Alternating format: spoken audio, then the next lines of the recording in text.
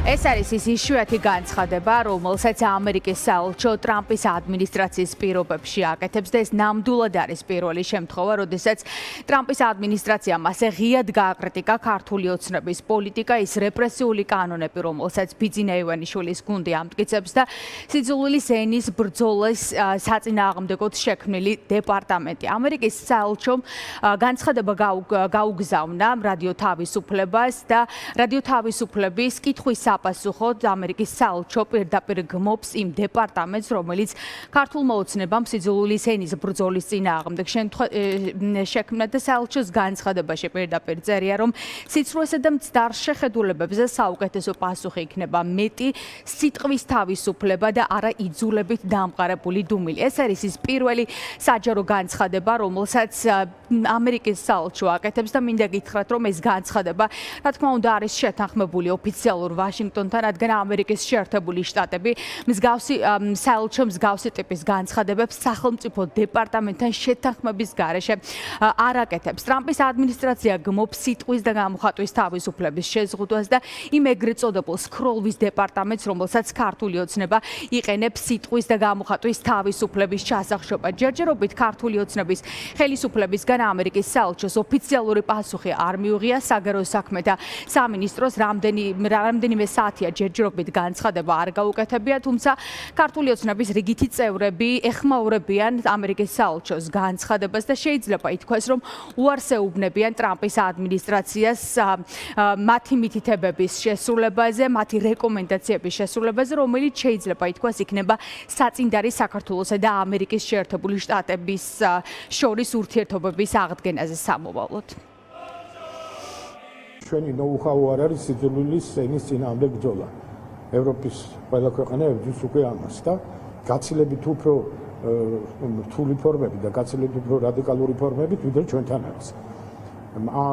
ამერიკის შეერთებული შტატების საელჩომ უნდა შეისწავლოს კარგად სასამართლოს გადაწყვეტილება და ის აღმოაჩენს, რომ იქ სიტყვისა და გამოხატვის თავისუფლებასთან კი არ ქონდა საქმე, არამედ ქონდა სიძულვილის ენის გამოყენებასთან საქმე. ასე რომ თუ ამერიკის შეერთებული შტატების საელჩო ამაში ვერ გაერგვა, არასაკმარისი ინფორმაცია ქონდა ამ მიმართულებით და ამის გამო გააკეთა ეს განცხადება, დარწმუნებული ვარ საგარეო საქმეთა სამინისტრო ჩვენი განმომარტავს ამ სასამართლო გადაწყვეტილების არსს და ჩვენი კანონმდებლობის არსს. რასეუბნება ტრამპის ადმინისტრაცია ბიძინა ივანიშვილის გუნდს სიტყვისა და გამოხატვის თავისუფლების გარეშე დემოკრატია პრაქტიკულად არ არსებობს და მათ შორის არ არსებობს პოლიტიკური სტაბილურობა ქვეყანაში, თუ მართველი პარტია არ ესაუბრება პოლიტიკურ ოპოზიციას, იმ ადამიანებს, რომლებსაც უამრავი ადამიანი უჭერს მხარს ქვეყანაში და ბუნებრივია სტაბილური პოლიტიკური პროცესები ამერიკის საელჩოს განცხადებით არის საწინდარი იმისა, რომ ამერიკის შეერთებულმა შტატებმა მეტი ინვესტიცია შემოიტანოს საქართველოში, თავდაცვის მიმართულებით გაძლიერდეს თანამშრომლობა საქართველოსა და შეერთებულ შტატებს შორის და ასევე აღდგეს ურთიერთობები და სტრატეგიული პარტნიორობა, რომელიც ბაიდენის ადმინისტრაციის პირობებში საქართველოს და ამერიკის შეერთებულ შტატებს შორის შეწყდა სწორედ ქართული ოცნების საგარეო პოლიტიკის გამო. ტრამპის ადმინისტრაციის გზავნილი იყო ძალიან მწვავე და მკაფიო ოპოზიციისთვის, რომლებმაც პირდაპირ დაინახეს გაფრთხილება ამერიკის საელჩოს განცხადებაში და ამ შემთხვევაში სახელმწიფო დეპარტამენტი დგას სწორედ საელჩოს განცხადების მიღმა.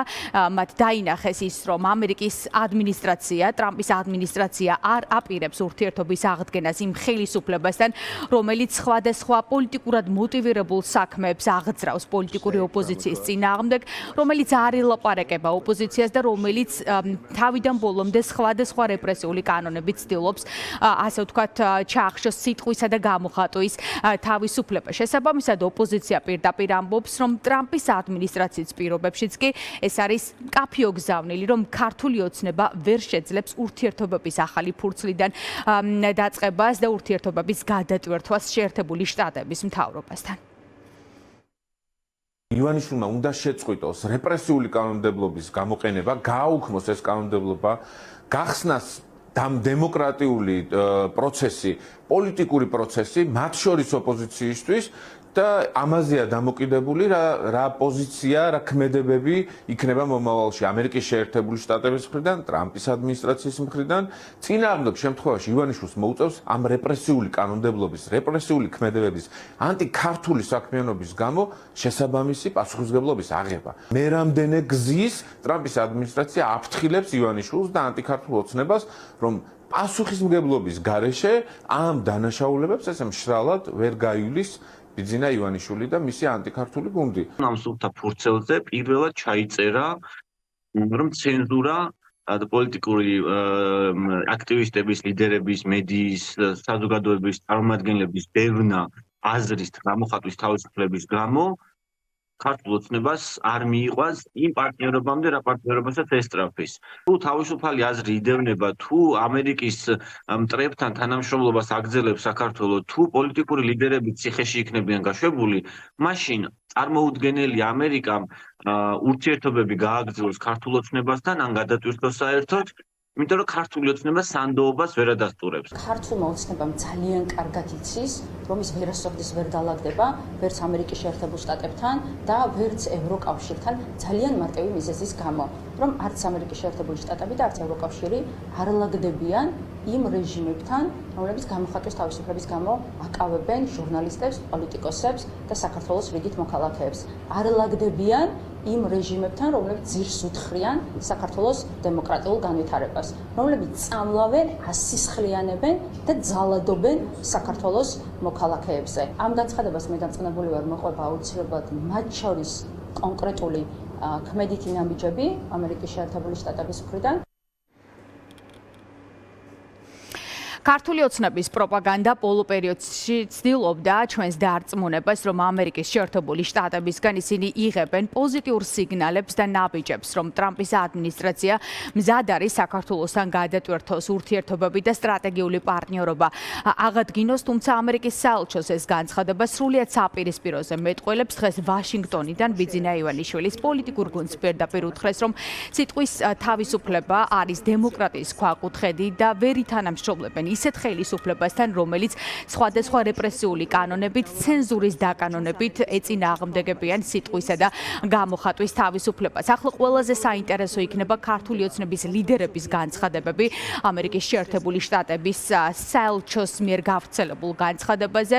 ვნახავთ ჩვენ მორიგ სერიას თავდასხმისა ამერიკის საელჩოზე ჩვენს ამერიკელ პარტნიორებზე, თუ ქართული ოცნება ამჯერად მაინც გადადგამს პოზიტიურ ნაბიჯებს, რათა ნამდვილად აღდგეს შეჩერებული სტრატეგიული პარტნიორობა ჩვენს მთავარ სტრატეგიულ პარტნიორთან.